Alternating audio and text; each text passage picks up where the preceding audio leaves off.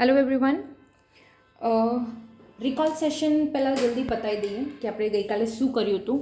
Last સેશનમાં we have discuss the cold calling regarding cold calling કે કોઈ બી bank cold calling શું કામ કરે છે, રાઈટ, કઈ રીઝનથી એ કરે છે, દેન એના સ્ટેપ્સ કયા કયા હોય છે કોલ્ડ કોલિંગના, અનધર રીઝન્સ કર્યા આપણે, tips for good cold calls કર્યા, રાઈટ. એની અંદર આપણે સબ પોઈન્ટ્સ પણ બીજા કર્યા. આપણે ડાયલોગ્સ જે સ્ક્રિપ્ટિંગ હોય છે, સ્ક્રિપ્ટિંગ શું કહેવાય, સ્ક્રિપ્ટિંગને કઈ રીતે કરવાનું હોય એ પણ આપણે જોઈ લીધું, રાઈટ. એન્ડ આઈ હોપ કે આ બધી વસ્તુ તમને સમજાય છે. આજના દિવસમાં will cover the point of customer profiling. હવે કસ્ટમર પ્રોફાઇલિંગ મતલબ શું? આપણે લીડ જનરેટ કરવાનું હોય છે, આપણે પ્રોસ્પેક્ટ્સ બનાવવાના હોય છે, આપણે ઇવેન્ટ્સ કરવાના હોય છે, આપણે અલગ અલગ ટાઈપના ઇવેન્ટ્સ હોય છે, રાઈટ. આ બધું આપણે અત્યાર સુધીમાં કવરઅપ કર્યું. દેન કોલ્ડ કોલિંગ કરવાનું હોય છે, કોલ્ડ કોલિંગના ફાયદાઓ શું હોય છે, સ્ટેપ્સ કયા કયા કોલ્ડ કોલના કવર કર્યા છે આપણે. કોલ્ડ કોલ કરવાથી સારા સારા ટિપ્સ એના શું હોઈ શકે છે, કે કઈ રીતે તમે તમારા કોલ્ડ કોલ ભલે સારું હશે પણ છતાંય અમુક ટિપ એડ કરીને એને એકદમ પરફેક્ટ કઈ રીતે બનાવી શકીએ છીએ એ પણ આપણે ડિસ્કસ કર્યું. નાવ કસ્ટમર પ્રોફાઇલિંગ કરવાની શું જરૂર છે, કસ્ટમર પ્રોફાઇલિંગનો મતલબ શું થાય? કસ્ટમર પ્રોફાઇલિંગ આપણે સિમ્પલ 3 એક્ઝામ્પલથી સમજીશું, રાઈટ.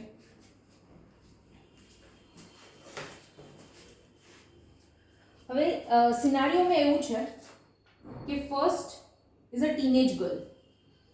ટીનેજ ગર્લનો મતલબ બધાને ખબર પડે છે, રાઈટ, કે જે બી 13 થી 19 યરની વચ્ચેની જે બી કોઈ ગર્લ બોય હોય એને ટીનેજ કહેવાય, રાઈટ. સો એક છે ટીનેજ ગર્લ, સેકન્ડ છે મિડલ એજ,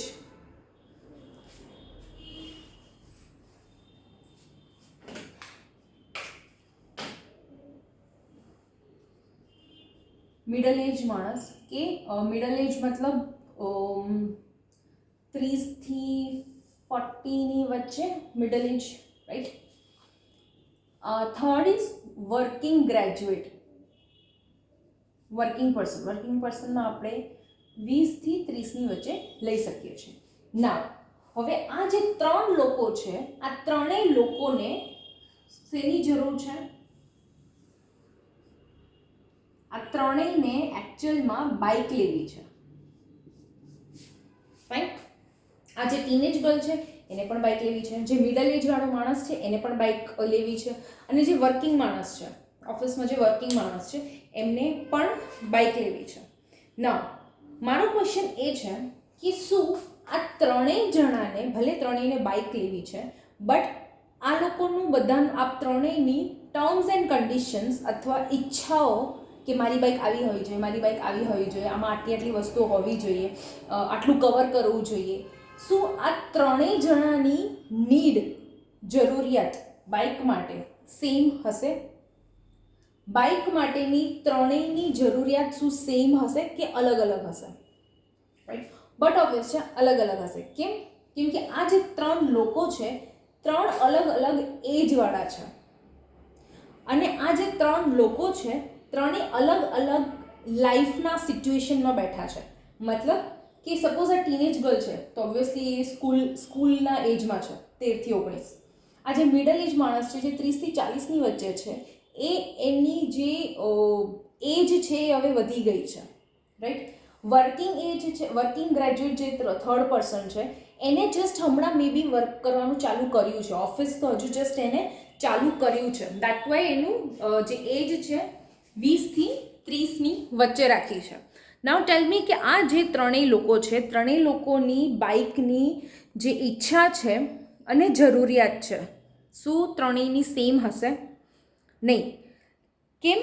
કેમ કે એ લોકોનો એજ ડિફરન્સની કારણે અથવા માઇન્ડસેટની કારણે એ લોકોના નીડ્સ પણ અલગ અલગ હોઈ શકે. ના, ટીનેજ ગર્લની ઈચ્છા શું હોય કે એને એકદમ સ્ટાઇલિશ સ્પોર્ટ્સ બાઇક મળે, રાઈટ, જે એકદમ સ્પીડી હોય, જે એકદમ મસ્ત સ્મૂથ ચાલે, જે માઇલેજમાં પ્રોબ્લેમ ના કરે, ફેશનેબલ હોય,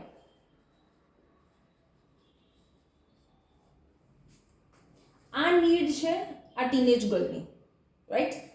again goes with this middle age person. Middle age person અગર તમે કહો તો મે બી ચલો આના મેરેજ થઈ ગયા હશે, આ છોકરાઓ હશે બે, તો આને શું જોઈએ? સ્પેસવાળી બાઇક કે જ્યાં ચારેય લોકો સમાઈ જાય. આ આમની વાઈફ, આમના બે છોકરા સપોઝ અગર હોય તો, રાઈટ, તો એમને સ્પેસવાળી બાઇક જોઈએ છે. સ્ટ્રોંગ બાઇક જોઈએ છે. સ્ટ્રોંગ બાઇક મતલબ બુલેટ હોઈ શકે અથવા બીજી એવી કોઈ જે ચારેયની કેપેસિટી એકદમ ફિટ બેસાડી શકે એવી. માઇલેજ સારી હોવી જોઈએ ઓબ્વિયસલી, અને સ્પીડ સારી હોવી જોઈએ. That's it. કેમ કે આમને સેફ રાખવું હોય તો ઘણી વખત બાઇક્સમાં પેલું ટાયર માટેના એડવર્ટિઝમેન્ટ આવતા હોય છે કે આવા ટાયર્સ હોવા જોઈએ બાઇકમાં તો તમને આ બાઇક સેફ રાખી શકશે, રાઈટ. બ્રેક પ્રોપર હોવી જોઈએ, રાઈટ. સો મિડલ એજ પર્સનની આ બધી જરૂરિયાતો છે. નાવ અગેન વર્કિંગ પર્સન. વર્કિંગ પર્સનને પણ એવું જ છે કે એમની પાસે જે પણ કોઈ બાઇક હોય એ સ્પીડમાં ચાલતી હોય. કેમ કે આ ઓફિસમાં જ્યારે નવા હોય ને, હોઈ શકે કે તમને સવારના છોકરાઓને ઉઠવામાં લેટ થઈ જાય, ઓફિસ જવાનો કંટાળો આવે તો ભાગદોડ કરીને જતા હોય, તો એ સ્પીડવાળી હોવી જોઈએ, માઇલેજવાળી સારી હોવી જોઈએ, રાઈટ. આમાં પણ સ્પેસવાળી કહી શકાય છે કેમ કે સ્પેસ એના ફેમિલી માટે અગર કોઈને જોઈએ, રાઈટ, તો હોવી જોઈએ. એક્સ્ટ્રા કોઈ ફેસિલિટીઝ આ બંને લોકોમાંથી કોઈ માંગશે નહીં. નાવ આપણે શું કર્યું અત્યારે? કસ્ટમર પ્રોફાઇલિંગ કર્યું, રાઈટ. કસ્ટમર પ્રોફાઇલિંગ કર્યું. ઘણી વખત એવું થાય કે તમને જ્યારે એક્સપિરિયન્સ થઈ જાય ને એટલે તમને કસ્ટમરના ફેસ પર જોઈને તમને ખબર પડે કે આ કસ્ટમરને શેની રિક્વાયરમેન્ટ છે અથવા કેવી વસ્તુની રિક્વાયરમેન્ટ હોઈ શકે છે. એ થોડુંક એની માટે ટાઈમ લાગશે. લાઈક જ્યારે આપણી લાસ્ટ ગૂગલ મીટ હતી અને હું તમારા લોકો જોડે વાત કરી રહી હતી ઓલરેડી, ત્યારે મને ખબર મતલબ તમારા લોકોના ફેસ જોઈને મને ખબર પડતું હતું કે કોણ કેટલું સિરિયસ છે આની અંદર, રાઈટ. તમે લોકો કોની જોડે ક્યાં ઇશારા કરી રહ્યા છો, રાઈટ. કોક એમાંથી હતી ગર્લ, મને એકચ્યુઅલી નામ યાદ નથી, I just maybe Arundhati, I am not sure, but like a ઇશારા કરી રહી હતી બીજા કોક જે ફોનમાં જોવાનું ટ્રાય કરી રહ્યા હતા અને કંઈક બોલતા હતા, and she was making her quiet કે ચૂપ, મતલબ ઇશારાથી કે ચૂપ બેસ, કોલ ચાલુ છે, મતલબ મીટિંગ ચાલુ છે, એનીથિંગ લાઈક દેટ, રાઈટ. સો હું વાત, મારી જે નજર છે ઓલમોસ્ટ બધી છોકરીઓ તો બધા સ્ક્રીન પર હતા, રાઈટ. તમારા બધાના સ્ક્રીન્સ પર મારી નજર હતી અને મને ખબર પણ હતી કે કોણ કેટલું સાંભળી રહ્યું છે અને કોણ કેટલું નથી સાંભળતું અને કોની કોન્સન્ટ્રેશન મારા વાત પર છે અથવા પ્રવીણ સરના વાત પર છે અને કોનું કોન્સન્ટ્રેશન બહારની સાઈડ પર છે, મતલબ બીજા કોકના. સો this is a type of customer profiling. આ એક ટાઈપ થયું, રાઈટ. નાવ એ જ રીતે તમારે બેન્કિંગમાં પણ કસ્ટમર પ્રોફાઇલિંગ કરવી જરૂરી છે. કેમ કે ઘણી એવી વસ્તુ હશે જે કસ્ટમર પોતે જાતે નહીં બોલી શકે.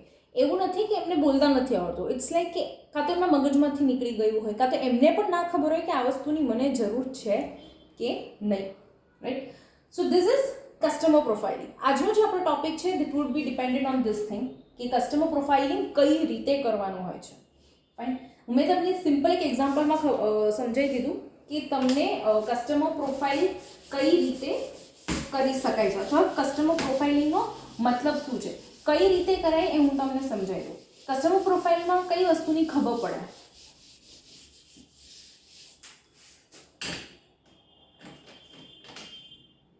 પ્રોફાઇલમાં કઈ કઈ વસ્તુ આવે? એજ, જેન્ડર, મેરિટલ સ્ટેટસ,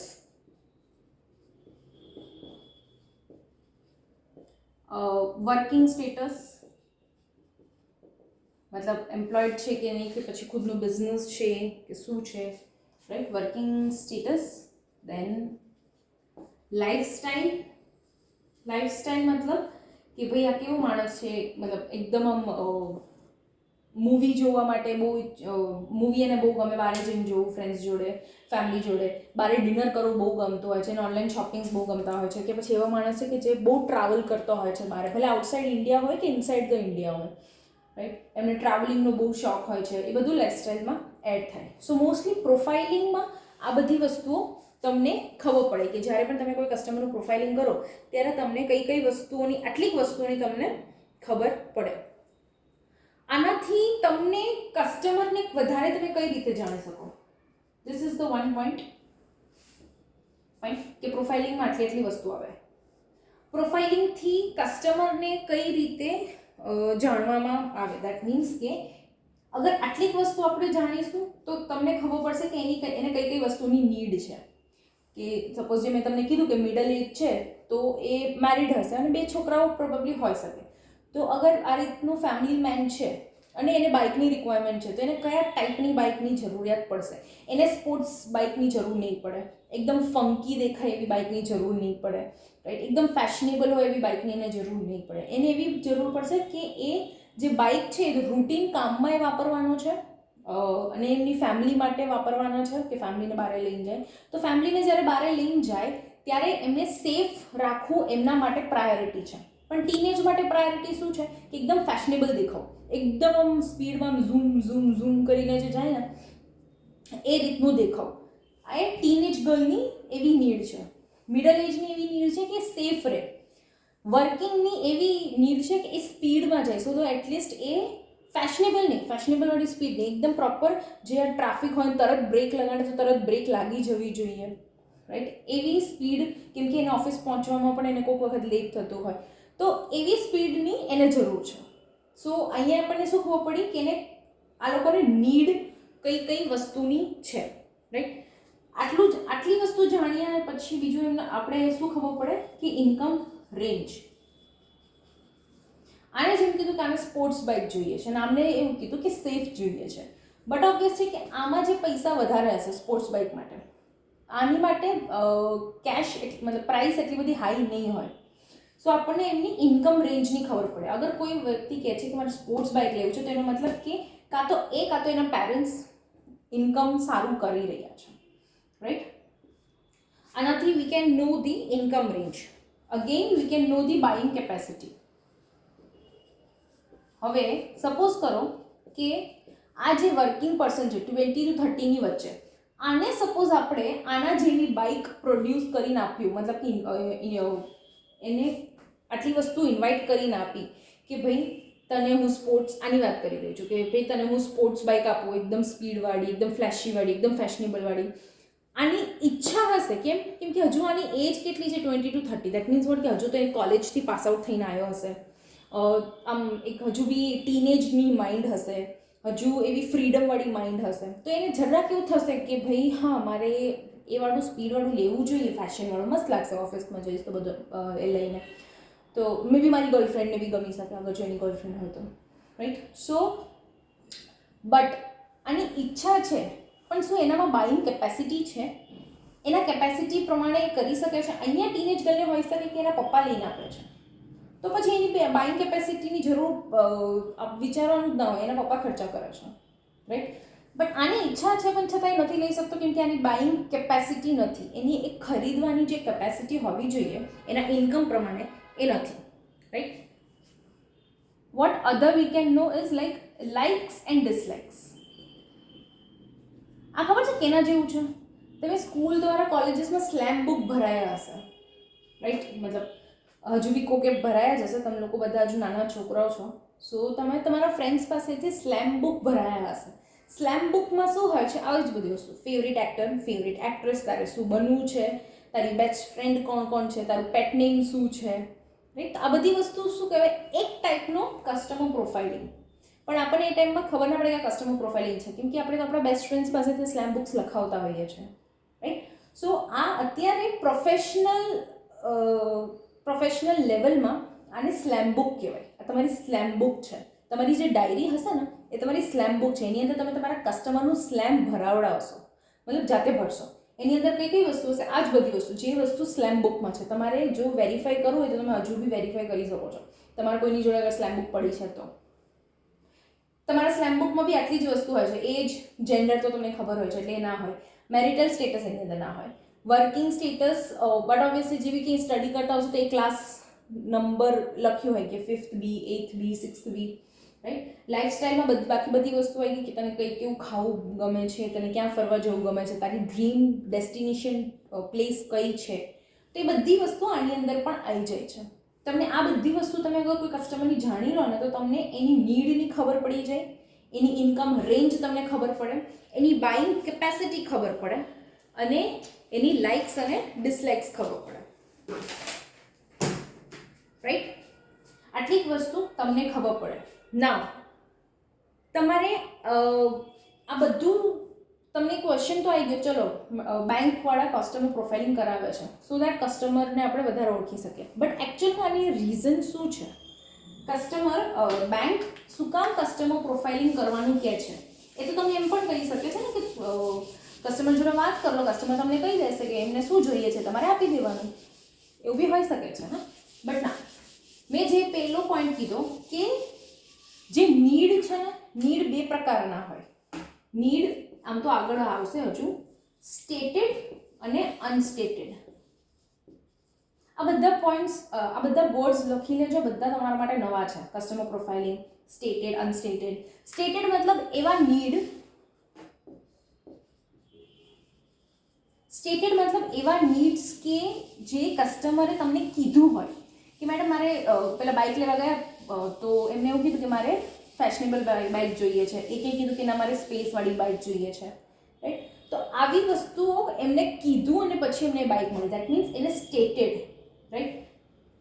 એમને એ પેપરમાં એ બાઇકમાં જનરલ ઇન્સ્યોરન્સ જોઈશે, પેપર પ્રોપર હોવા જોઈએ, એના બધા ડોક્યુમેન્ટ્સ પ્રોપર હોવા જોઈએ, એક્સ્ટ્રા સીટ રખાય એના જેવું હોવું જોઈએ. આ બધું એમને કીધું નહોતું, રાઈટ. કસ્ટમરે પેલા દુકાનવાળાને, બાઇકવાળા ભાઈને એમને કીધું નહોતું કે એનું ઇન્સ્યોરન્સ હોવી જોઈએ, એના પેપર ડોક્યુમેન્ટ પ્રોપર હોવા જોઈએ, એક્સ્ટ્રા સીટ હોવી જોઈએ, અંદર ચાર્જર હોવી જોઈએ. આ બધી વસ્તુ અનસ્ટેટેડ છે.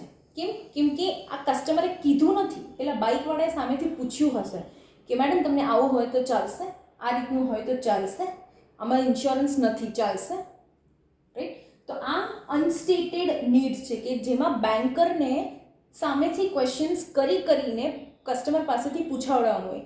એનો મતલબ એવું નથી કે કસ્ટમરને નથી ખબર, કસ્ટમરને આ બધી વસ્તુની ખબર છે, પણ એમને એવું નથી ખબર કે આ વસ્તુ એમને જોઈએ છે કે નથી જોઈતું. એ આપણું કામ છે કે એમને સમજાવું કે મેડમ જો ઇન્સ્યોરન્સ હોય તો સારું રહેશે, કે કદાચ જો ન કરે નારાયણ કંઈક એક્સિડન્ટ થયું અને એમાં કંઈક વધારે ખર્ચો આવ્યો તમારી ગાડીમાં, એક્ટિવામાં અથવા બાઇકમાં, ઇન્સ્યોરન્સ હોય તો સારું, તો શું ક્લેમ થઈ જાય. પેપર ડોક્યુમેન્ટ હોય તો સારું, કેમ કે વચ્ચે અત્યારે હવે તો બધા પોલીસ પકડે જ છે ને મેડમ, અને ઇવન એક્સિડન્ટ થાય તો બી પેપર સબમિટ કરાવવી જ પડે તો જ ક્લેમ પાસ ઓન થાય. એક્સ્ટ્રા સીટ હોય તો સારું, કોઈક વખત તમારા ફેમિલી મેમ્બર્સને બેસાડવું હોય એક્સ્ટ્રામાં અને એકદમ તમને ના ફાવતું હોય ખીચોખીચ ચલાવવામાં, તો તમે એક્સ્ટ્રા સીટ લગાડીને એમને બેસાડી શકો છો. એવું નથી કે આ કોઈ વસ્તુ કોઈને જરૂર નથી, આ વસ્તુ બધાને જરૂર છે, પણ વસ્તુ એ છે કે સામેવાળા જે વ્યક્તિ છે એને ખબર નથી આ વસ્તુની કે મને જરૂર છે કે નહીં. તો બીંગ અ બેન્કર આપણે કસ્ટમરને સમજાવવાનું હોય છે કે સર આટલી આટલી વસ્તુ પણ છે જે તમારા માટે ફાયદાકારક છે, તમારે જોઈએ છે, right. That is the thing. Now reason of doing the customer profiling, કે કોઈ કસ્ટમર પ્રોફાઇલિંગ કેમ કરે, મતલબ બેંક શું કામ કરાવડાવે છે.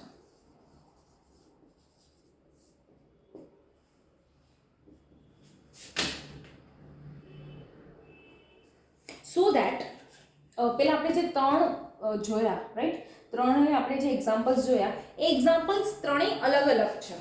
મતલબ કે ત્રણેય વ્યક્તિ અલગ અલગ છે. એક હતી ટીનેજ ગર્લ, એક હતા મિડલ એજ અને એક હતા વર્કિંગ જે પર્સન છે. ત્રણેયની એજ અલગ, ત્રણેય પોતાના લાઈફસ્ટાઈલ અલગથી જીવે છે, ત્રણેય પોતાના લાઈફ સિચ્યુએશન્સ અલગ અલગ સ્ટેજ ઉપર ઊભા છે. એક સાવ ટીનેજ જે સ્કૂલમાં છે, એક મેરિડ પર્સન છે જે એની પાસે રિસ્પોન્સિબિલિટીઝ છે, એના મમ્મી પપ્પાના હોઈ શકે, એમની વાઈફના છે, એમના છોકરાઓના છે, એમના છોકરાઓના સ્કૂલના છે, ઘર ખર્ચના છે, એટલે રિસ્પોન્સિબિલિટીઝ છે. થર્ડ જે છે વર્કિંગ, એની પાસે એટલી રિસ્પોન્સિબિલિટી નથી, બટ હજુ એની રિસ્પોન્સિબિલિટી સ્ટાર્ટ થઈ છે, રાઈટ. મતલબ કે એની રિસ્પોન્સિબિલિટી હવે વધુ આવશે. નાવ આ જે ત્રણેય જણા હતા, ત્રણેય જણા એક ગ્રુપના નહોતા. હું ખાલી એજ વાઇઝ નથી કહેતી, હું નીડ વાઇઝ પણ કહું છું. ત્રણેયની જરૂરિયાતો અલગ, ત્રણેયની લાઈફ અલગ, ત્રણેયની એજ અલગ, ત્રણેયની ઇન્કમ અલગ, ત્રણેયની બાઇંગ કેપેસિટીઝ અલગ, ત્રણેયની ઈચ્છાઓ અલગ, ત્રણેયની લાઇક્સ અને ડિસલાઇક્સ અલગ. તો હવે ત્રણેય જણા એક ગ્રુપમાં તો નથી. આ તો વાત થઈ ખાલી 3 જણાની. મેં તમને કીધું હતું કે જ્યારે પણ તમે બેંકમાં જોઈન થશો ત્યારે બેંકવાળા તમને એક કસ્ટમરનો પોર્ટફોલિયો આપશે. દેટ ઇઝ મે બી 100-200 કસ્ટમર્સની પોર્ટફોલિયો હોઈ શકે છે. હવે જે એ 100-200 કસ્ટમર્સ છે બધાથી અલગ ના હોય. અમુક એવા હોય કે એક ગ્રુપના બની જાય કે ભાઈ આ જે 8 લોકો છે એ એક જ જેવા છે.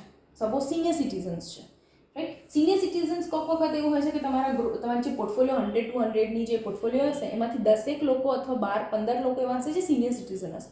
તો એ જે 15 લોકો છે એ 15 લોકોનું એક ગ્રુપ બની ગયું ને, કેમ કે સિનિયર સિટીઝન છે. હવે સિનિયર સિટીઝનના જે ઈચ્છાઓ હોય છે બહુ ઓછા હોય છે. એમને એટલું હોય કે ભાઈ મારા પૈસા સેફ રહેવા જોઈએ. એકચ્યુઅલમાં એટલી જ વસ્તુ હોય છે. તમારા પ્રોફાઇલમાં પોર્ટફોલિયોમાં 100-200ના પોર્ટફોલિયોમાં જે ટીનેજ હશે, મતલબ માઇનર અકાઉન્ટવાળા, ચલો જે કોલેજીસ હશે, સ્કૂલમાં હશે, એ લોકો બીજા 8 લોકો હશે. ફાઇન. તો એ જે 8 લોકો છે એનું એક ગ્રુપ બની ગયું. દેટ મીન્સ એ લોકોની ઈચ્છાઓ શું હશે, મે બી એ લોકોની નીડ શું હશે. ડેબિટ કાર્ડ તો ઓબ્વિયસલી આપણે પેરેન્ટ્સના નામે આપીએ છીએ. ચેકબુક છે એની, અકાઉન્ટ છે ખાલી. એના સિવાય આ માઇનર અકાઉન્ટમાં વધારે કંઈ થવાનું નથી, રાઈટ. એ રીતે તમને કસ્ટમર પ્રોફાઇલિંગ કરવાથી તમને ગ્રુપ ઓફ કસ્ટમર આઈડેન્ટિફાઈ કરવામાં ખબર પડશે. Group of customer identification, right.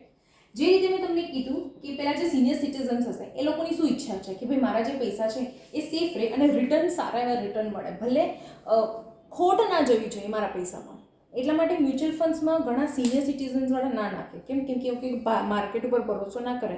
એના કરતાં ભલે 3.5% બેંક આપે છે અને ભલે 5.5% એફડી આપે છે, 5.5% એફડીમાં આપે છે, હું ત્યાં મૂકી દઈશ પણ મારે માર્કેટમાં નથી કરવું.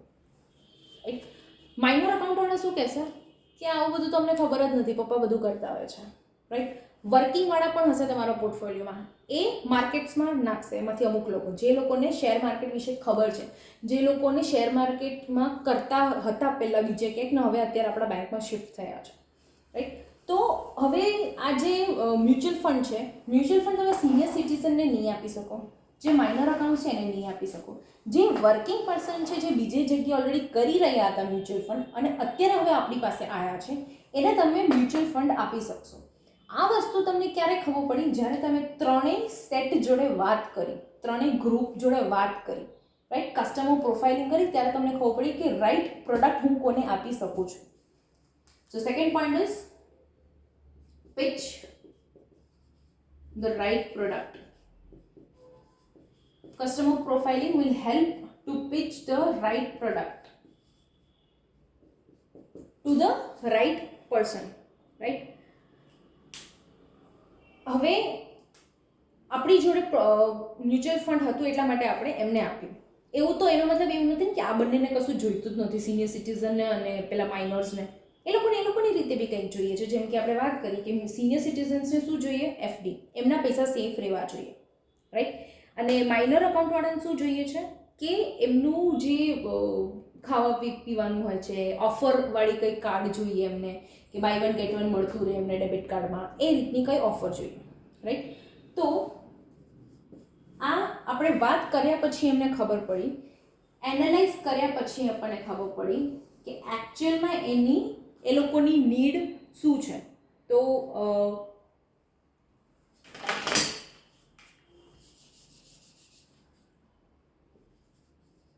Third point is match the need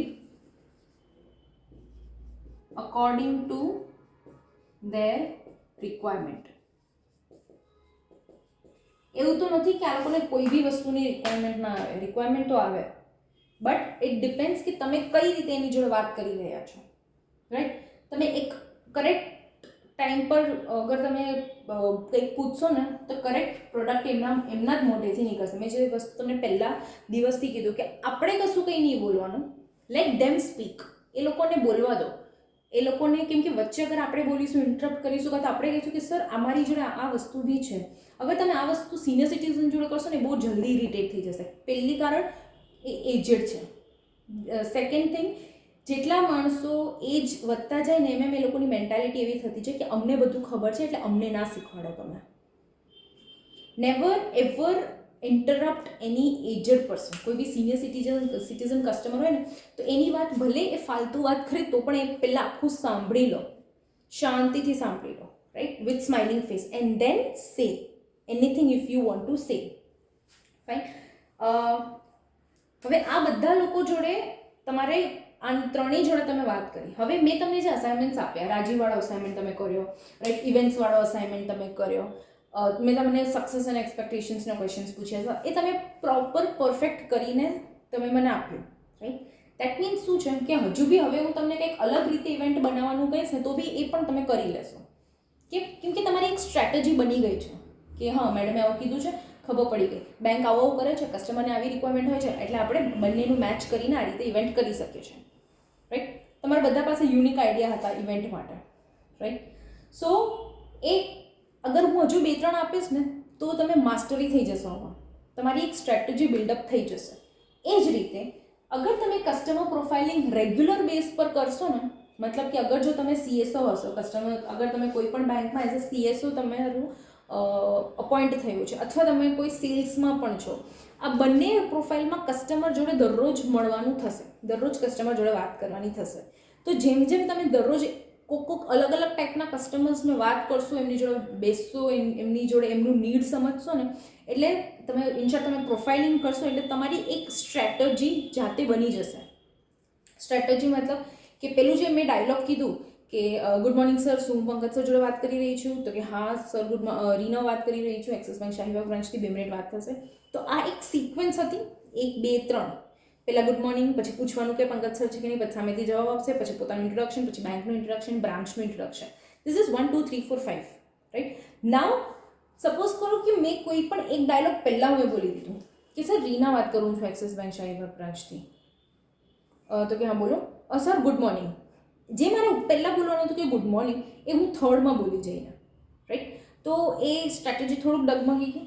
પણ જો મને પેલું ડાયલોગ બોલવાની આદત પડી જાય, ગુડ મોર્નિંગ સર, રીના વાત કરી રહી છું, શું મારી વાત પંકજ સર જોડે થઈ રહી છે, પાછું ઊંધું બોલી, રીના મારે થર્ડમાં બોલવાનું હતું, પહેલામાં એ જ આવ્યું કે ગુડ મોર્નિંગ, શું મારી વાત પંકજ સર જોડે થઈ રહી છે? તો કે હા સર, રીના વાત કરી રહ્યું છું એક્સિસ બેંક શાહીબાગ બ્રાન્ચથી, right. So this is the sequence. મતલબ શું, મારી એક સ્ટ્રેટેજી બની ગઈ 1 2 3 4 5. મારું પાક્કું મારા માઇન્ડમાં, મને ઊંઘમાંથી ઉઠાડીને કોઈ પૂછે ને તો બી મારી ફિક્સ બની ગઈ છે ડાયલોગ. આ પછી આ આવશે ને આ પછી આ આવશે. એ જ રીતે એ શું કામ થયું? કેમ કે હું આટલા વર્ષોથી મારી પ્રેક્ટિસે રહી છે બોલવાની. એ જ રીતે તમે જ્યારે કસ્ટમર પ્રોફાઇલિંગ વારંવાર દરરોજના બેઝિસ પર કરશો ને તો તમારી એક સેલ્સ સ્ટ્રેટેજી બનશે.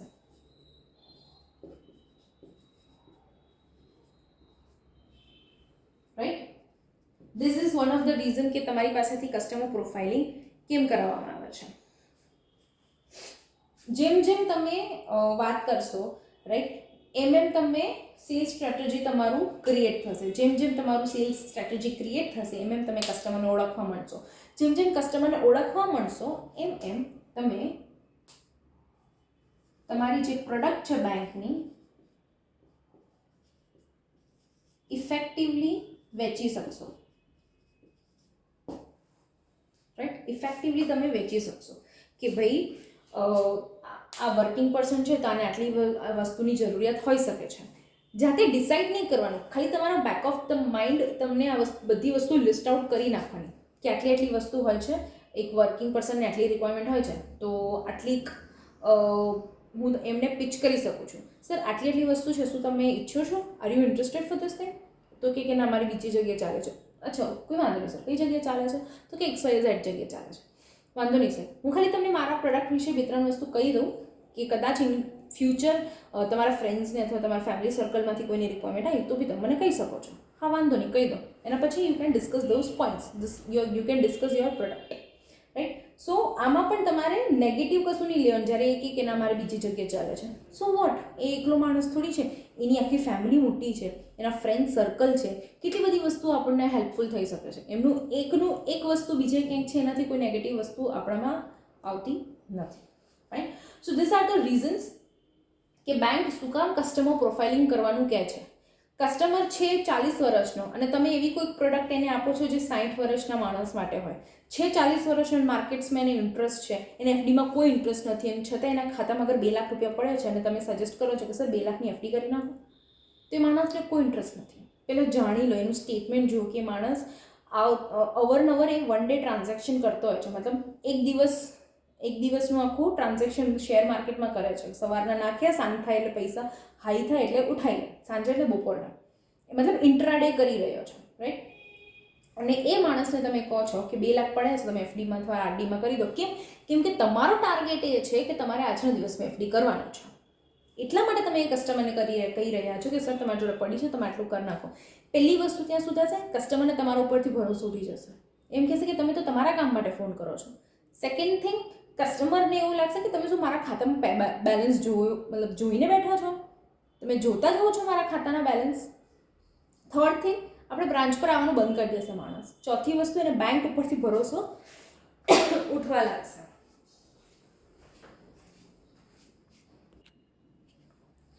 સો જે રીઝન્સ છે દેટ ઇઝ ફર્સ્ટ વન કે ગ્રુપ ઓફ કસ્ટમર આઈડેન્ટિફિકેશન થશે કે તમારે તમારા કયા કસ્ટમરને કયા ગ્રુપમાં નાખવાનું છે. કેમ કે એ લોકોની મે બી નીડ્સ એક જેવી હશે, રિક્વાયરમેન્ટ્સ એક જેવી હશે, મે બી એજ એક જેવું હશે.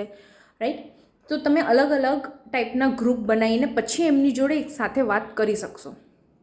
સેકન્ડ થિંગ, એ લોકોને જાણ્યા પછી એ લોકોને આપણે રાઈટ પ્રોડક્ટ પિચ કરી શકીએ છીએ.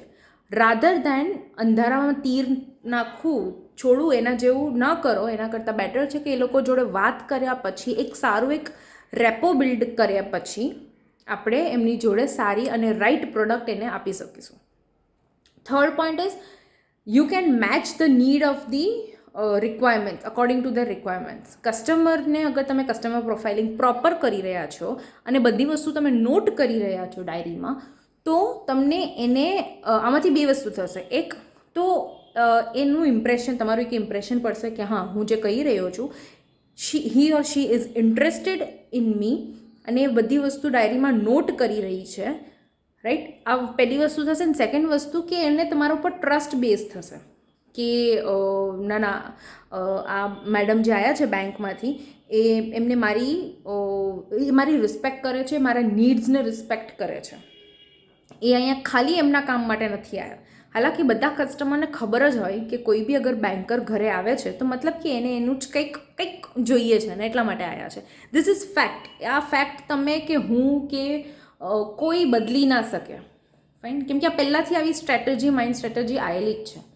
સો થર્ડ પોઈન્ટના પ્રમાણે અગર તમે કસ્ટમર જોડે પ્રોપરલી વાત કરો છો, પ્રોફાઇલિંગ કરો છો અને પહેલાં જ મિટિંગમાં તમે એને તમારી કોઈ વસ્તુ થોપી નથી દેતા. મતલબ કે ફર્સ્ટ મિટિંગમાં હજુ તમે ગયા છો, તમને પ્રોપર ખબર બી નથી માણસ શું કરે છે.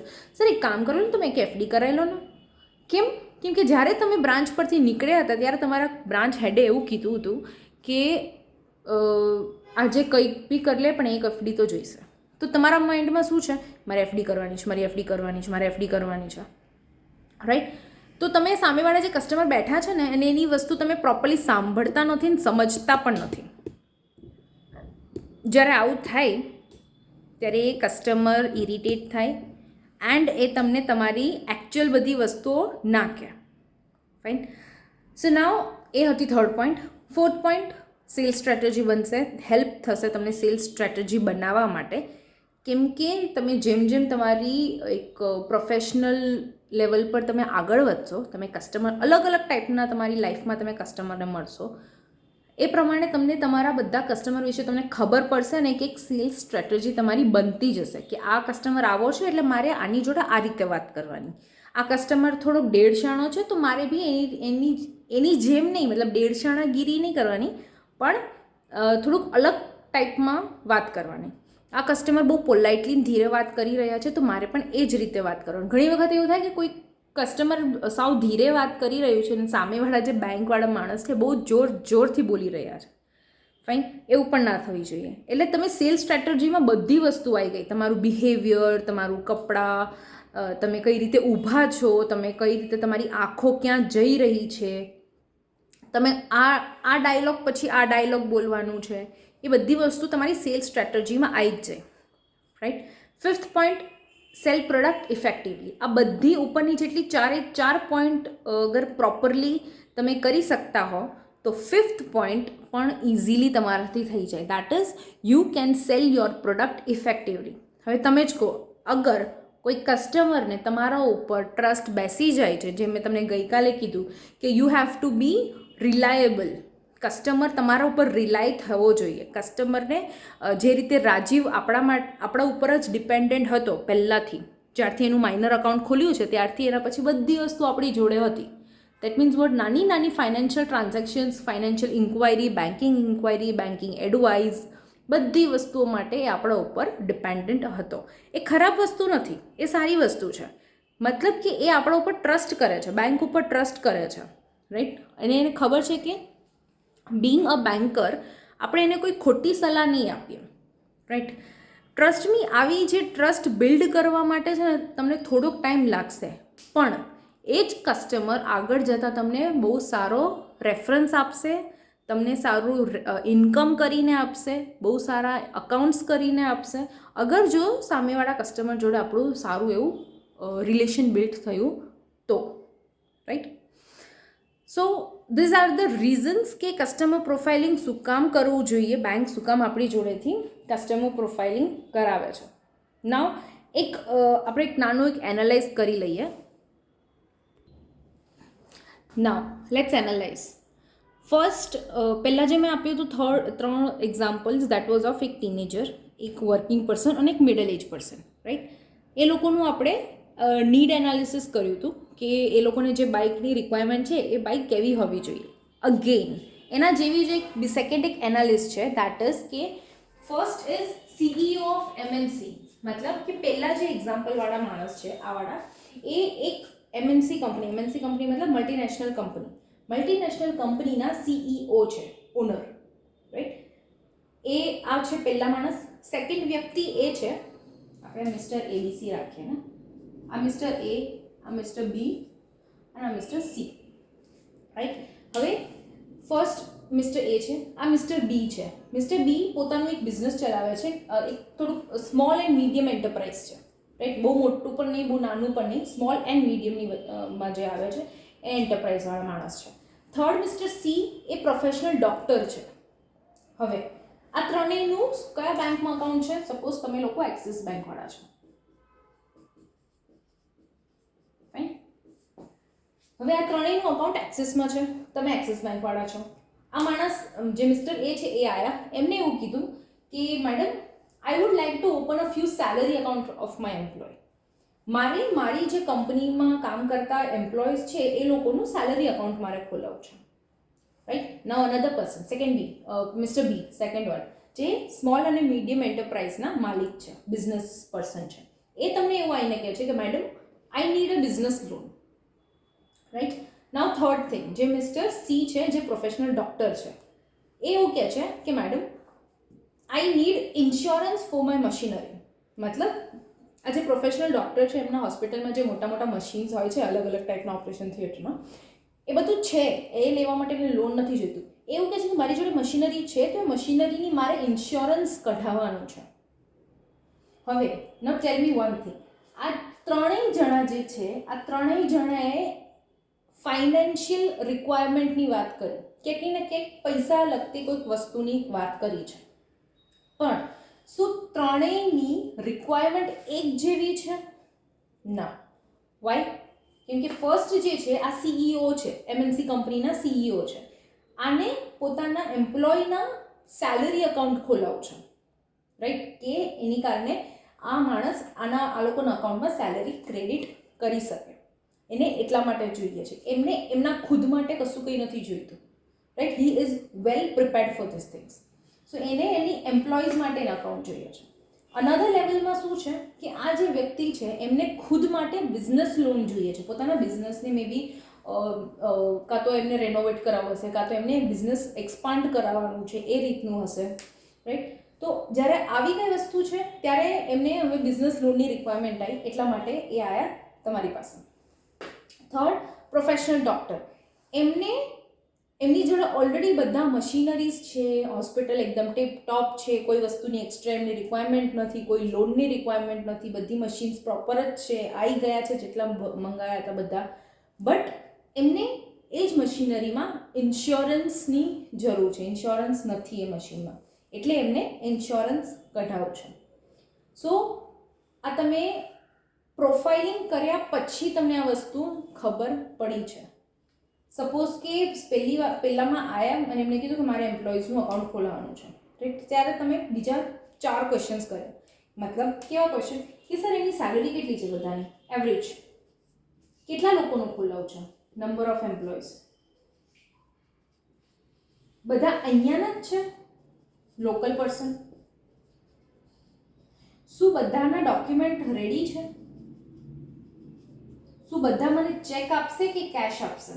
અકાઉન્ટ ઓપન કરવા માટે કાં તો ચેક આપવું પડે, અને અમુક બેંકમાં કેશ લે છે, પ્રાઇવેટ સેક્ટર બેંક્સમાં મોસ્ટલી કેશ ના પાડતા હોય છે અને ચેક જ લેતા હોય છે, રાઈટ. ચેક લેશે, ચેક આપશે કે કેશ આપશે, આ વસ્તુની આટલી ક્વેશ્ચન બની. આ માણસ જ્યારે આવ્યા બિઝનેસ લોન માટે, સર કયા ટાઈપનું બિઝનેસ કરો છો તમે, બિઝનેસ ટાઈપ, તમને તમારે કેટલા રૂપીઝ મતલબ કેટલાનું લોન જોઈએ છે, લોન અમાઉન્ટ, કેટલા વર્ષથી તમે આમાં છો બિઝનેસમાં. જેમ મેં તમને ગઈકાલે કીધું કે અગર જો હમણાં જ કોઈ બિઝનેસ સ્ટાર્ટ કરી હોય તો એમને તરત લોન ના મળે, અગર હમણાં જ કોઈ જોબ સ્ટાર્ટ કરી હોય તો પર્સનલ લોન ના મળે, રાઈટ. તો number of years. Sir documents બધા રેડી છે કે નથી, પ્રોપર્ટી પર તમે શું આપવાના છો, પ્રોપર્ટી પર લેવાના છો કે પછી પ્રોપર્ટી પર નહીં, સિક્યોર્ડ લેવાના છો કે અનસિક્યોર્ડ. સિક્યોર્ડ અને અનસિક્યોર્ડની વચ્ચેની જે ડિફરન્સ છે હું તમને આગળ જઈને કહીશ.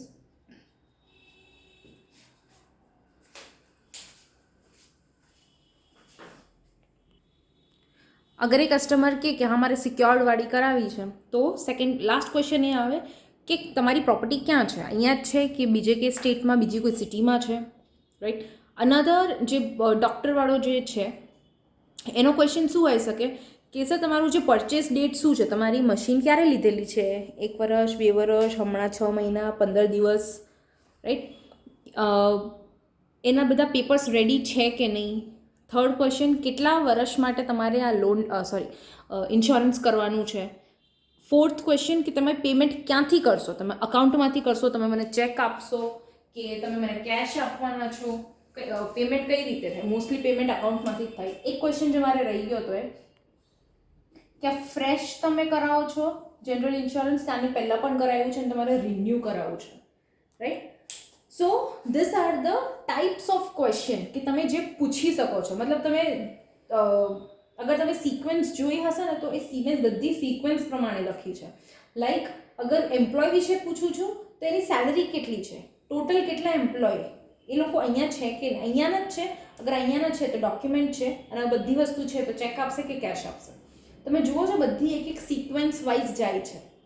એવું નહીં કે સૌથી પહેલાં મેં પૂછી લીધું મને ચેક આપશે કે કેશ આપશે, પછી ખબર પડી કે ભાઈ એની સેલરી જ એટલી નથી, સેલરી બધી પ્રોપર છે તો પછી ખબર પડી કે એ લોકો પાસે તો ડોક્યુમેન્ટ જ નથી, ડોક્યુમેન્ટ બધું છે ત્યારે ખબર પડી કે આ માણસ અહીંયા છે જ નહીં, રાઈટ. તો એક વસ્તુ જ્યારે તમે ક્વેશ્ચન સિક્વન્સ પ્રમાણે પૂછતા જશો ને એટલે તમને ખબર પડશે કે એ સામેવાળી વ્યક્તિની એકચ્યુઅલમાં નીડ શું છે. અને જરૂરી નથી કે સીઈઓને બધા એમ્પ્લોય વિશે ખબર પણ હોય, રાઈટ. અગર તમે કહો MNC એટલે ટોટલ 500,000 લોકો જે કામ કરતા હોય ને એટલી મોટી કંપની હોય, એટલે સીઈઓને બધા એમ્પ્લોય વિશે યાદ રાખવું ઓબ્વિયસલી ઇટ્સ નોટ પોસિબલ. એ હાર્ડલી 10 લોકોને જાણતો હશે, એનાથી વધારે તો કોઈને જાણતો પણ નહીં હોય, ફાઇન. સો આવા સિક્વન્સવાળા ક્વેશ્ચન્સ છે જેનાથી ખબર પડી કે એકચ્યુઅલમાં આ જે સીઈઓ છે, જેને એમ્પ્લોઈઝના ખોલાવા છે, એમ્પ્લોઈઝ પ્રોપર છે કે નહીં, રાઈટ. અને બીજામાં પણ સિક્વન્સ વાઇઝ છે કે અગર સપોઝ કોઈ બિઝનેસવાળો છો, તમને ખબર જ નથી શેની બિઝનેસ છે, કેમ કે અમુક જે બિઝનેસ હોય ને લાઈક સ્ક્રેપ, બુલિયનવાળા, બુલિયન મતલબ જે સોનાની બિસ્કિટની ટ્રેડિંગ કરતા હોય, ગોલ્ડ બિસ્કિટ્સની જે ટ્રેડિંગ કરતા હોય ને એને બુલિયન્સ કહેવાય. અને આખા પ્રાઇવેટ સેક્ટર બેંકમાંથી ખાલી એક્સિસ બેંક એવા છે જે લોકો બુલિયનવાળાનું અકાઉન્ટ ખોલે છે, બાકી કોઈ બેંક્સ બુલિયનવાળાનું અકાઉન્ટ નથી ખોલતી. મે બી HDFC ખોલે છે, બાકી એક્સિસ બેંક તો પાક્કું ખોલે છે, એના સિવાય કોઈ બેંક ખોલતી નથી. સપોઝ સ્ક્રેપ, સ્ક્રેપ મતલબ કચરો તો ના કહેવાય, સ્ક્રેપ મતલબ જેમનું કોઈનું વેલ્ડિંગનું કામ હોય ને, વેલ્ડિંગ બધું કર્યા પછી, પાઇપને રેડી કર્યા પછી લોખંડની જેટલી ફોતળા કે એવું જે આપણે જ્યારે પણ પેન્સિલ શાર્પન કરીએ, શાર્પન કર્યા પછી જે એક્સ્ટ્રા ઓલી બધી વસ્તુઓ નીકળતી હોય છે ને એને એકચ્યુઅલમાં સ્ક્રેપ કહેવાય, જે વેસ્ટ પ્રોડક્ટ હોય છે, રાઈટ, કે આપણે તો કચરામાં નાખી દઈએ છીએ. પણ જ્યારે આ મેટલવાળી કોઈ વસ્તુઓની સ્ક્રેપ હોય ને, કે બાકી બચેલી કચરાઓ જે હોય છે, એ સ્ક્રેપનું પણ બિઝનેસ થાય, એ સ્ક્રેપને વેચીને પણ બિઝનેસ થતો હોય છે. તો આવામાં બધામાં આપણે લોન્સ મોસ્ટલી નથી આપતા. તો આપણે પૂછવું પડે કે તમારે કઈ ટાઈપની બિઝનેસ છે, બિઝનેસ શેનું તમે કરી રહ્યા છો, તમને કેટલા અમાઉન્ટની લોન જોઈએ છે. ખબર પડી કે સપોઝ અગર આ મેટલવાળા છે, મતલબ મેટલ ટ્રેડ કરે છે, મેટલ પાઇપ્સ વેચે છે, રાઈટ, વાર્ષિકના એને 20 લાખનું એનું ઇન્કમ છે, 20 લાખ ઇન્કમ ઓન હેન્ડ આવે છે વાર્ષિક, રાઈટ, અને એમને એકચ્યુઅલમાં લોન અમાઉન્ટ જોઈએ છે 40 લાખ. ના મેળ પડી શકે, ના મળી શકે. જ્યારે એમની ઇન્કમ જ એકચ્યુઅલમાં પ્રોફિટ આટલી દેખાડે છે તો 20ની સામે 40 ના આપી શકે. હા, અગર એ અગેન આજે પ્રોપર્ટી ઉપર અગર કરે છે તો વસ્તુ અલગ છે. અગર પ્રોપર્ટીની જે પ્રાઇસ છે, જે કોઈ બી મકાન કે શોપ એ આપે છે ને એની પ્રાઇસ વધારે છે તો એ માર્કેટ વેલ્યુ કરીને મે બી 40ની આજુબાજુ આવી શકે. બટ સ્ટીલ એના પછીનો ક્વેશ્ચન કે કેટલા વર્ષ માટે જોઈએ છે, right, loans. Mostly business loan દર વર્ષે રિન્યૂ કરવું પડે છે લોકોને. આ બધી વસ્તુ જે હું તમને કહી રહી છું ને કે loan, account, property, general insurance, આ બધી વસ્તુ આગળ રૂલ્સ ઓફ બેંક્સમાં આવશે, તમે એની ચિંતા ના કરતા, રાઈટ. ડોક્યુમેન્ટ્સ છે કે નહીં, આ બધી વસ્તુ વિગતવાર ખબર પડી ગઈ પછી ખબર પડી કે આપણી જોડે તો ડોક્યુમેન્ટ્સ જ નથી, વગર ડોક્યુમેન્ટ જ બિઝનેસ ચલાવે છે, તો આપણે કંઈ ના કરી શકીએ. સિક્યોર્ડ જોઈએ છે કે અનસિક્યોર્ડ જોઈએ છે, મતલબ કે તમારે પ્રોપર્ટી આપીને કરવું છે કે પ્રોપર્ટી વગર કરવું છે. So this are the sequence of the question. આ બધા કરેક્ટ સિક્વન્સમાં મેં લખ્યા છે. Same goes with doctor. અગર મશીનરી એને જોઈએ છે તો આપણે પહેલાં એ પૂછીશું કે કેટલી જૂની છે, કેમ કે અગર જો બહુ વધારે પડતી જૂની હોય તો એની ડેપ્રિસિએશન વેલ્યુ પણ કાઉન્ટ થાય. કે સપોઝ અગર જો ફ્રેશ લીધું હોય તો 5 લાખની મશીનરી હોય તો 5 લાખ ઉપર જ ઇન્સ્યોરન્સ થાય. બટ સપોઝ કરો કે એ મશીનરીને 5 વર્ષ થઈ ગયા છે તો 5 લાખની જગ્યાએ મોસ્ટલી હું ખાલી એક્ઝામ્પલ આપું છું કે 4 લાખ ઉપર જ થશે. કેમ કે 5 વર્ષ જૂની મશીન છે. જે મેં આગળના લગભગ લેક્ચરમાં પણ કીધેલું હતું કે દરેક વસ્તુની એક ડેપ્રિસિએશન વેલ્યુ હોય છે, રાઈટ. સપોઝ આ માર્કર પણ હોય તો બી અગર હું એને 2 મહિના પછી વેચવા જાઉં તો અગર મેં 50 રૂપિયામાં લીધું હશે તો મારે એને 35 રૂપિયામાં જ આપવી પડે, એટલે એટલું થોડુંક ઓછું થઈ જાય. સો એમને પરચેસ ડેટ પહેલાં પૂછવું પડે, પેપર્સ છે કે નહીં. અગર જો રિસન્ટ અત્યારે નવી લીધેલી મશીનરી હશે તો પેપર્સ હશે, રાઈટ. જૂનું હશે તો મે બી એમની જોડે ના બી હોય. કેટલા વર્ષ માટેની જનરલ ઇન્સ્યોરન્સ કરાવી છે, 1 વર્ષ માટે, 2 વર્ષ માટે, 3 વર્ષ માટે. એ વસ્તુ એકચ્યુઅલમાં બેન્કરને જ કહેવાનું હોય કે સર અગર 3 વર્ષ માટે એક સાથે તમે કરાવશો તો આટલાનો ફાયદો છે, right. So number of years, payment તમે કેટલાનું કરો છો, રાઈટ. મતલબ પેમેન્ટ તમે શેમાંથી કરવાનો છો, અકાઉન્ટમાંથી આપવાનો છો, અને આ તમારું રિન્યૂ કરો છો કે પછી ફ્રેશ જનરલ ઇન્સ્યોરન્સ છે, રાઈટ. સો આવા જ્યારે ક્વેશ્ચન્સ પૂછો, આવે જે આ 3 એક્ઝામ્પલ અત્યારે આપ્યા અને જે મેં 3 એક્ઝામ્પલ પહેલાં આપ્યા, એ લોકોને જોઈએ છે એક જ વસ્તુ. આમાં પણ ફાઇનાન્શિયલ વસ્તુ છે, અહીંયા પણ ફાઇનાન્શિયલ વસ્તુ છે, પૈસાવાળી વસ્તુ છે, ને અહીંયા પણ પૈસાની જ વાત ચાલે છે. ફર્સ્ટ એક્ઝામ્પલમાં પણ અહીંયા બાઇકની વાત ચાલતી હતી, અહીંયા પણ બાઇકની જ વાત ચાલતી હતી, અહીંયા પણ બાઇકની જ વાત ચાલતી હતી. પણ એ લોકોની રિક્વાયરમેન્ટ અને નીડ અલગ અલગ હતા. હવે આ રિક્વાયરમેન્ટ અને નીડ આપણને ત્યારે જ ખબર પડે જ્યારે તમે કસ્ટમર પ્રોફાઇલિંગ કરો, જ્યારે તમે એક સેટ ઓફ ક્વેશ્ચન્સ પૂછો ને ત્યારે જ તમને એકચ્યુઅલમાં એની નીડ અને રિક્વાયરમેન્ટ ખબર પડે.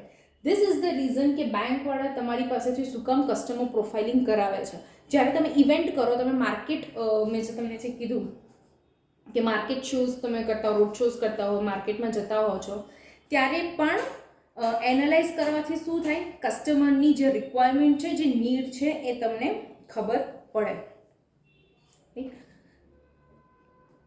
નાઉ the next and the last thing,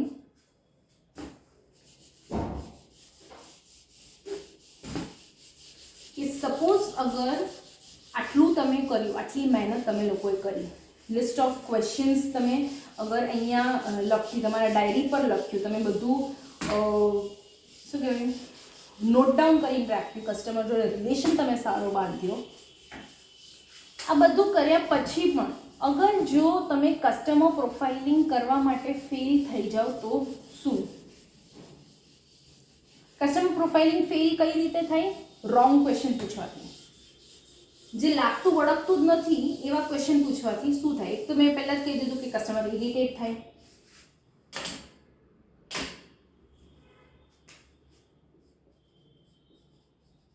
vote if you fail? First, સૌથી પહેલી વસ્તુ ટાઈમ વેસ્ટ.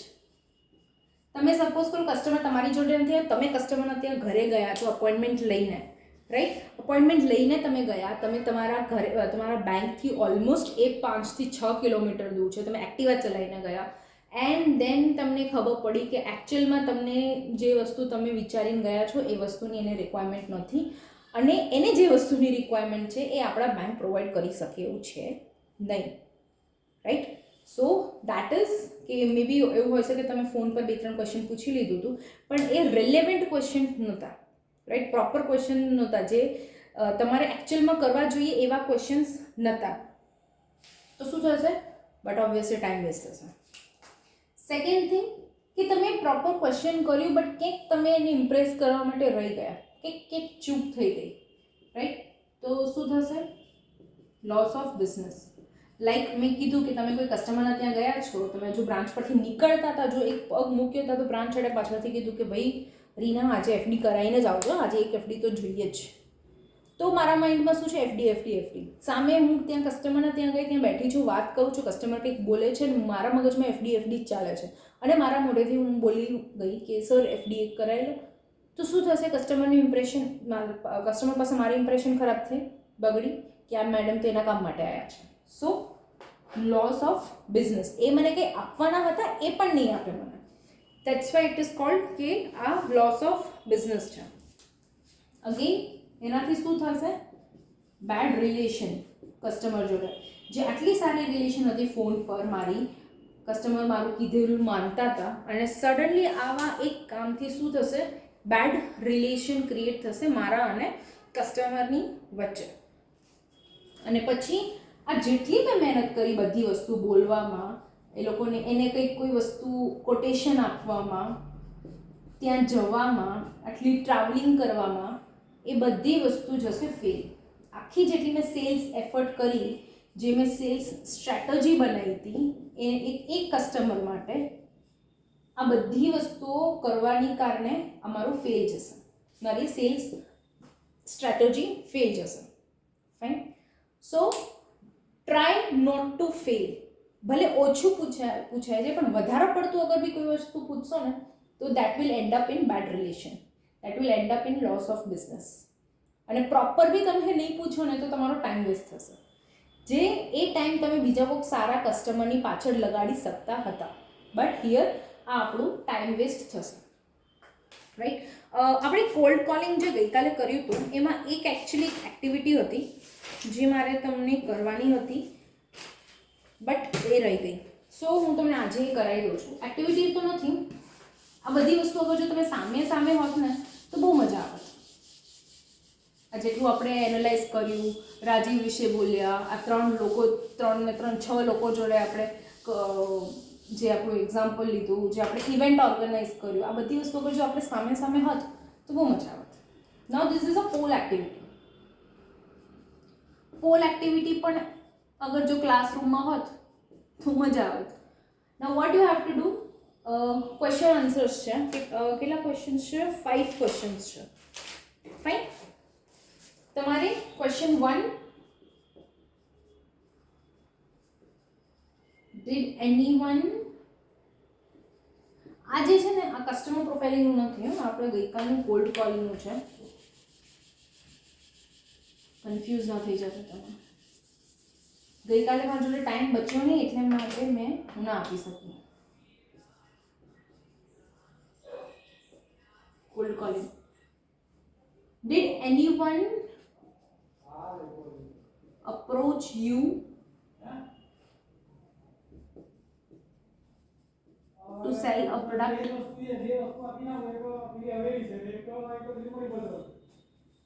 સોરી, ઘરે શૂટ કરું છું એટલે આવું થોડું ઘણું રહેશે. સેકન્ડ ક્વેશ્ચન, આ ક્વેશ્ચનનો મતલબ હું તમને સમજાવું છું. What product or service? Question 3,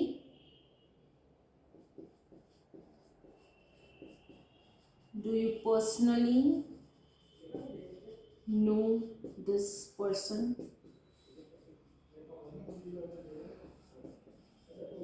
Question 4,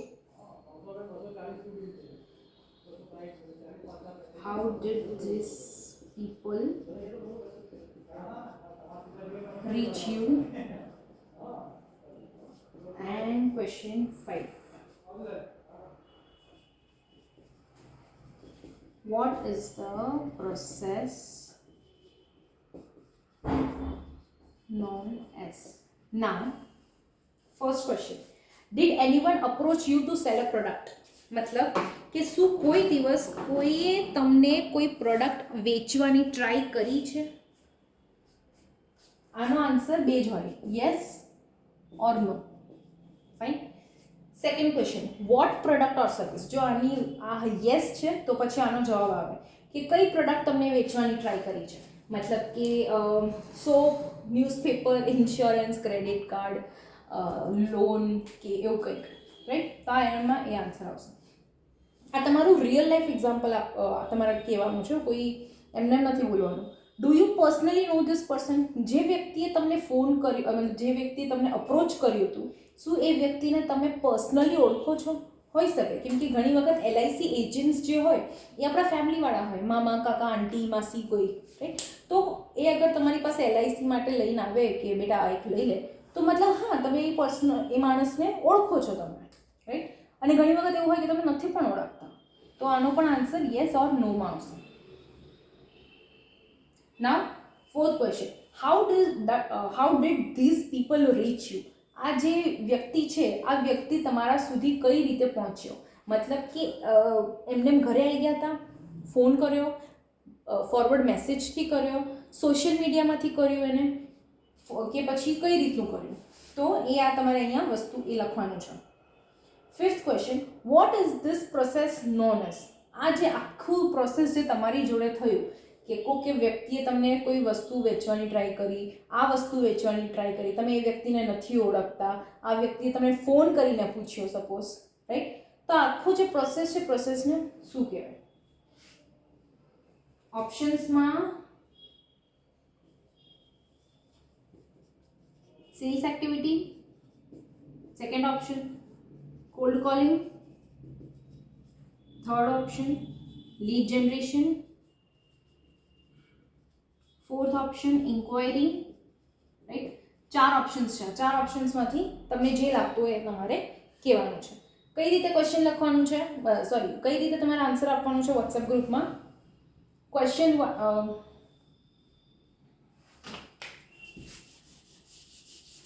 જો તમારે આખું ક્વેશ્ચન લખવું હોય તો બી છૂટ છે, તમે બહુ ડાયા છો, તમે લખી પણ શકો છો વોટ્સએપ ગ્રુપમાં. જેને ના લખવું હોય એની માટે એક શોર્ટકટ કિટ છે.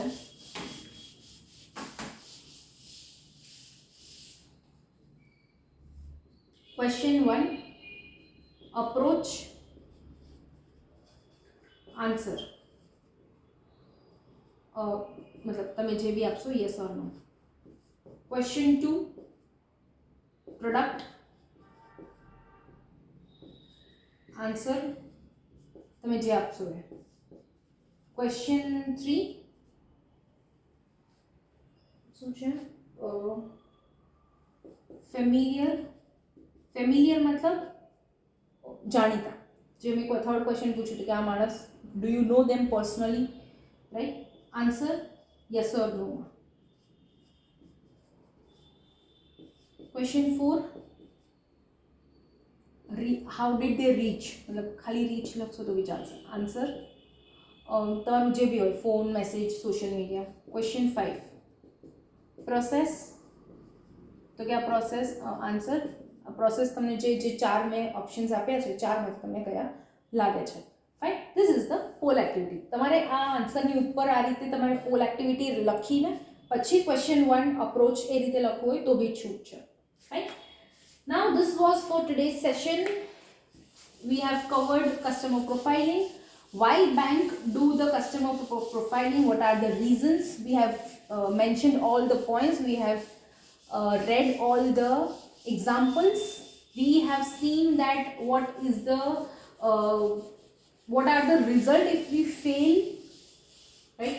We have mentioned that how we can do customer profiling, what are the steps we can do in customer profiling. We have analyzed with different type of examples. એક વસ્તુ રહી ગઈ છે જે છે ડિજિટલ ટૂલ.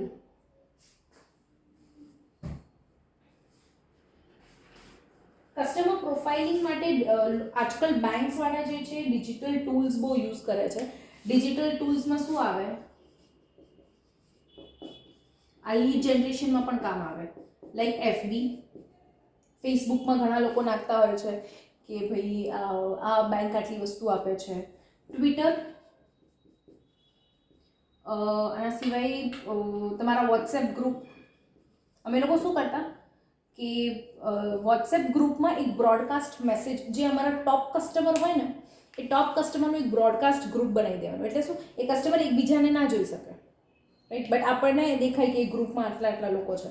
તો એ રીતે આખું બ્રોડકાસ્ટ ગ્રુપ બનાવી દેવાનું. પછી જ્યારે પણ કોઈ બેંક વિશે કશું કંઈ આવે ને તમારા વોટ્સએપમાં, જે બેંકના ગ્રુપમાં હોય, એ લઈને મતલબ કસ્ટમર માટે કંઈ હોય તો એ લઈને પેલું બ્રોડકાસ્ટ ગ્રુપમાં નાખી દેવાનું. એટલે એક સાથે તમારે જે 100, 10, 15, 20 જે બી કસ્ટમર હશે ને બધાને થડ કરીને જતું રહેશે. એનાથી શું થાય, કસ્ટમરને એક આમ ઇન્ટિમેટ બી થયું, આમ યાદ, આમ જરાક અગર તમારા વિશે ભૂલી ગયા હોય ને તો જરાક આમ ટકોરો વાગે કે હા તો રીના મેડમ છે પેલા બેંકવાળા. અને બીજી વસ્તુ કે તમારા બેંક વિશે એમને કંઈક નવી વસ્તુ જાણવા મળી, બીજે કંઈકથી જાણવા મળે એની પહેલાં આપણા તરફથી અગર જાણવા મળે તો બી એક ખુશ હશે. ત્રીજી વસ્તુ કે સપોઝ એને એ વસ્તુની અત્યારે રિક્વાયરમેન્ટ નહીં પણ હોય ને તો પણ એમના ફોનમાં સેવ હશે. કેમ કે આપણે મેસેજ કરેલો છે, ભલે એ ડિલીટ કરી નાખે એ વસ્તુ અલગ છે, બટ સ્ટીલ એના ફોનમાં હશે. તો અગર ઇનકેસ ફ્યુચરમાં એના ફ્રેન્ડ્સે, એના ફેમિલીમાંથી ભાઈ કોઈએ કંઈ કીધું કે હા અમારે આ જોઈએ છે બેંકમાંથી, તો તરત એમને સ્ટ્રાઇક કરશે કે લો રીના મેડમ જોડે વાત કરી લો, right? So these are the digital tools જે બેંક્સ અપનાવતા હોય છે.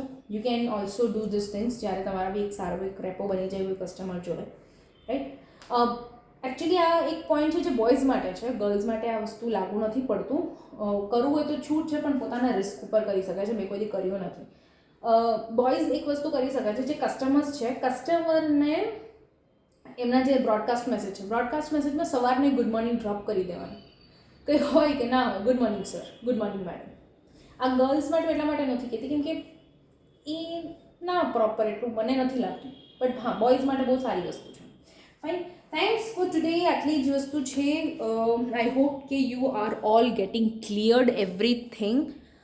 કોઈ બી ક્વેરી, કમ્પ્લેન, કોઈ વસ્તુ હોય, તમને મારી ટીચિંગ વે નથી અગર પ્રોપર લાગતી અથવા હું બહુ સ્પીડમાં જઉં છું, હાલાકી મેં વોટ્સએપમાં પૂછેલું હતું તમને, but still if you feel anything like that, please come and contact me, drop me message or else call me. I'll be available even on Sundays also, right? તો સવારના 10 થી 7 વાગ્યાની વચ્ચે તમે કોલ કરી શકો છો. Fine, thank you so much and have a nice day. Bye bye.